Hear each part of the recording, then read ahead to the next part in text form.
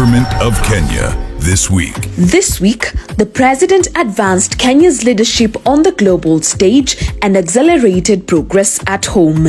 On Sunday, in Addis Ababa, during the Africa CARICOM Summit, he held bilateral meetings with leaders from Barbados, the Bahamas, Haiti, Grenada, Antigua, and Barbuda, deepening ties in security, climate action, energy, agriculture, and tourism. He reaffirmed Kenya's solidarity with Haiti, called for urgent UN Security Council action, championed reparatory justice, and urged reforms of the global financial system to unlock fair financing for Africa and the Caribbean. On Monday, at the Second Africa Climate Summit, he launched Africa's Climate Action Report and presided over a landmark agreement committing financiers to mobilize $100 billion for green industrialization. Kenya was confirmed host of 2 key climate secretariats. He called on partners to double adaptation financing and demanded a just international financial order that ends cycles of debt and dependency. On Tuesday, he joined fellow leaders for the inauguration of the Grand Ethiopian Renaissance Dome, celebrating Africa's self-reliance while urging continued dialogue among Nile Basin countries.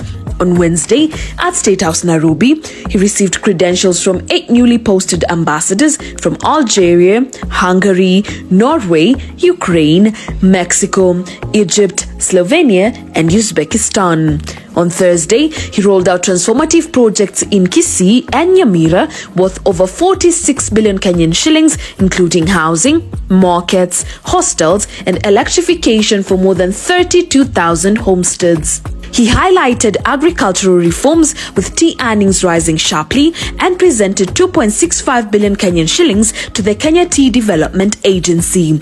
On Friday, in a meeting with grassroots leaders from Murang'a, he confirmed 23 billion Kenyan shillings for affordable housing, billions more for roads, markets, electrification, water projects, and 2 modern stadiums, underscoring Kenya's new path of unity, transformation, and shared prosperity.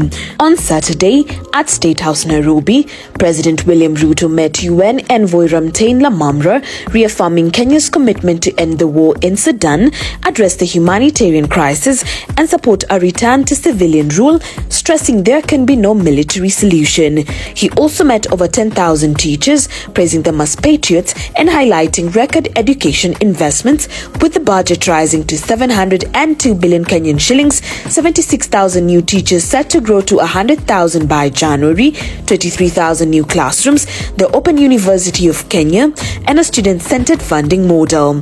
The day concluded with the signing of a landmark memorandum of understanding guaranteeing teachers 20% of affordable housing units.